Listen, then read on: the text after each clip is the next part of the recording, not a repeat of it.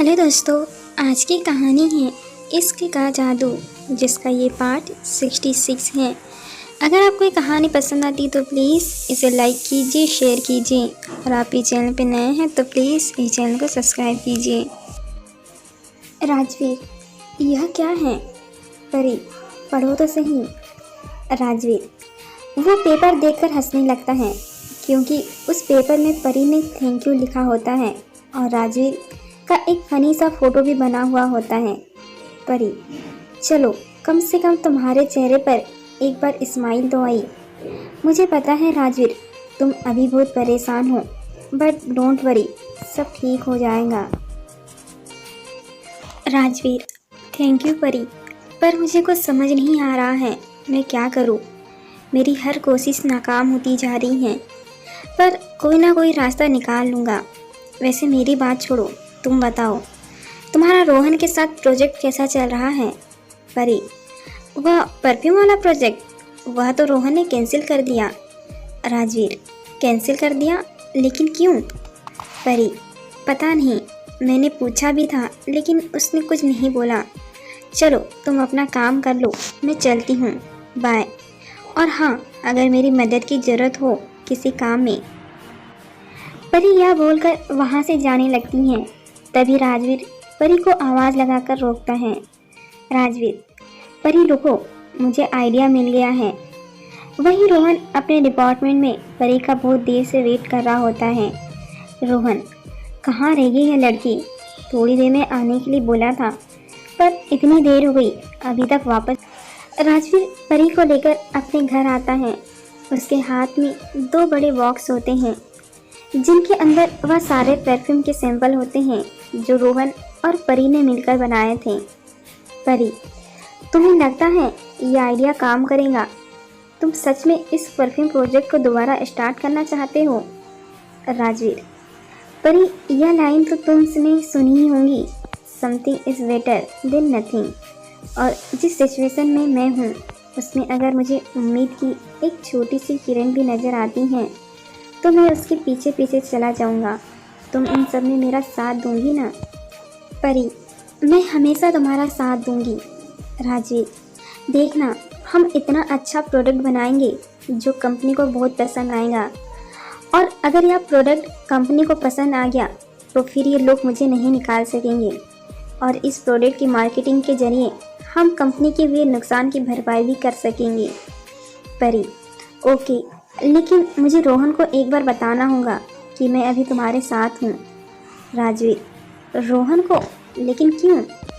परी स्माइल करते हुए बोलती हैं। आप भूल रहे हैं मिस्टर राजवीर शेखावत, रोहन सर मेरी बॉस हैं। मुझे अपने बॉस से आपके साथ काम करने के लिए परमिशन तो मांगनी ही होगी ना। यह बोलकर परी रोहन को फ़ोन लगाती हैं, लेकिन राजवीर परी के हाथ से फ़ोन छीन लेता है।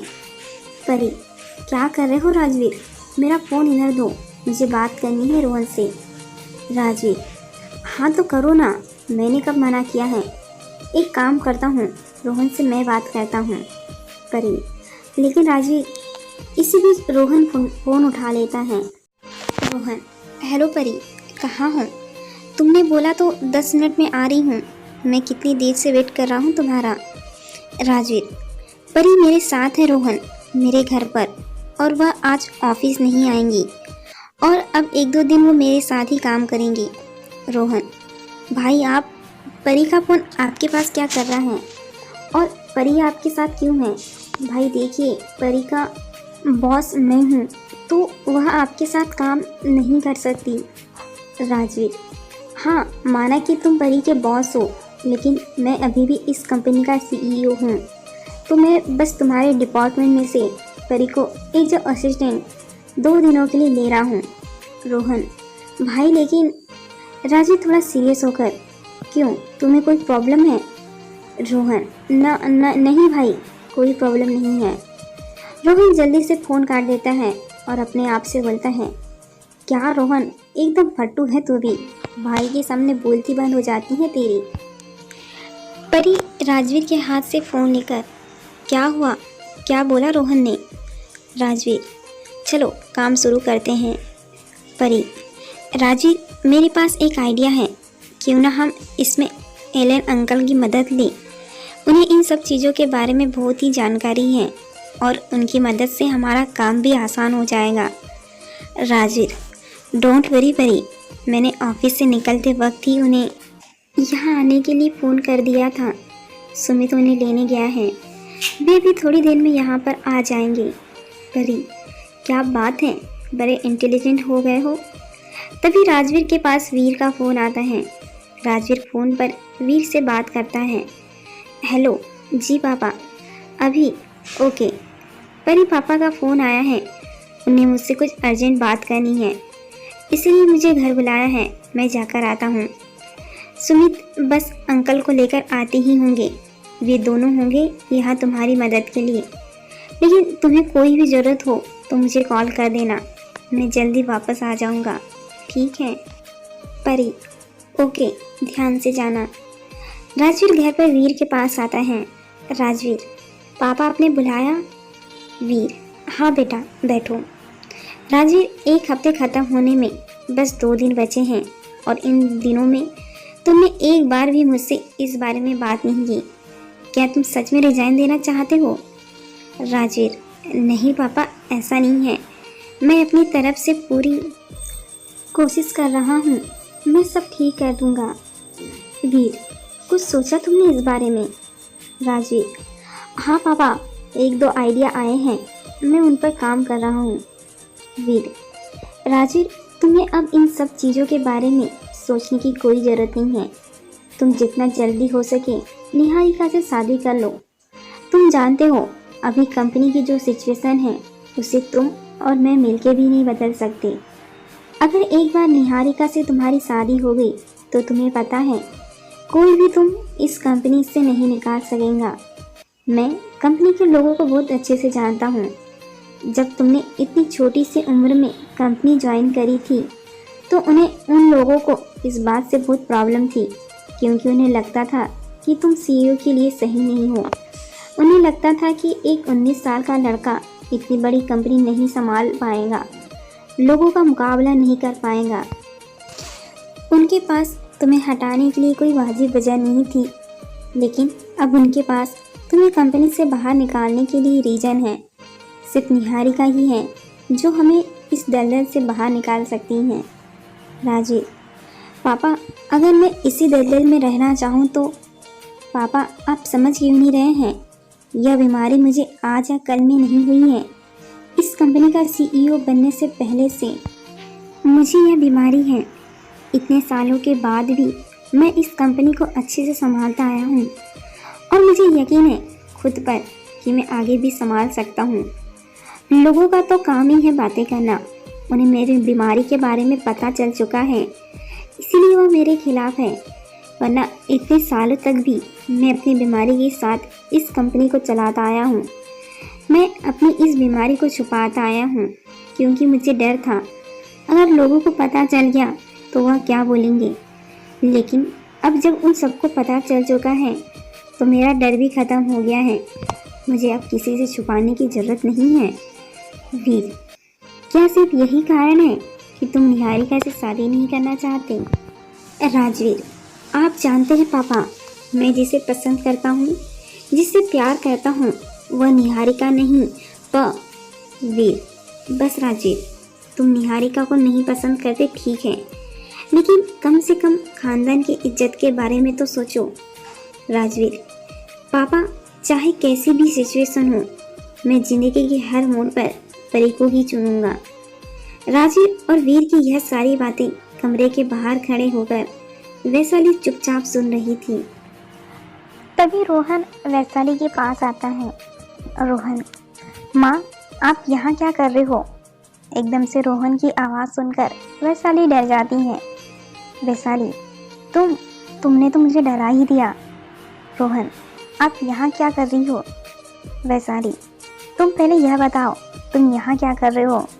तुम तो ऑफिस में थे ना, इतनी जल्दी कैसे आ गए?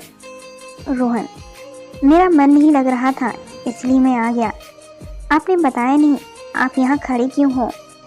वैशाली, धीरे बोलो, अंदर राजवीर आया हुआ है तुम्हारे पापा से बात करने के लिए। एक काम करो, तुम्हारे कमरे में चलकर बात करते हैं। रोहन वैशाली के साथ अपने कमरे में अंदर आता है। रोहन, क्या भाई ने परी को चुना है?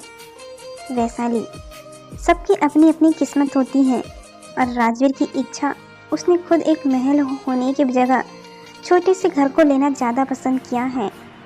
वह परी के लिए सब कुछ छोड़ने को तैयार है। रोहन, क्या मुझे एक बार इस बारे में पापा और भाई से बात करनी होगी। वैशाली, तुम कहीं नहीं जाओगे रोहन, बस 2 दिन और उसके बाद तुम ही कंपनी के CEO बनना है। तुम्हारे पापा को अब बस तुमसे ही उम्मीद है।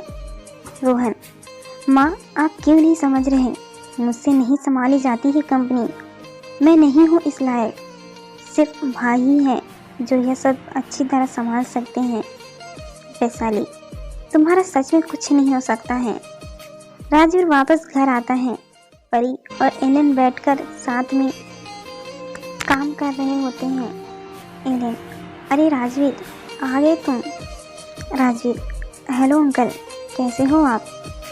थैंक यू अंकल, मेरे सिर्फ एक कॉल पर आप अपना सारा काम छोड़कर यहाँ मेरी मदद करने के लिए आ गए। एलन, कैसी बात कर रहे हो बेटा, मेरे लिए तुम अपने बेटे से भी बढ़कर हो। परी उठकर राजवीर के पास जाती है और उसे बोलती है, क्या हुआ राजवीर, तुम परेशान लग रहे हो? सब ठीक तो है ना? पापा ने गुस्से में कुछ बोला क्या? राजवीर, नहीं, सब ठीक है, उन्होंने बस ऐसे ही कुछ बात करने के लिए बुलाया था। परी, ओके, देखो मैंने और अंकल ने मिलकर 2-3 सैंपल टेस्ट करे और एक लिस्ट बनाई है इन सामानों की हमें ज़रूरत पड़ेगी। राजवीर उस लिस्ट को लेकर पढ़ता है। ठीक है, कल तक सारे सामान आ जाएंगे।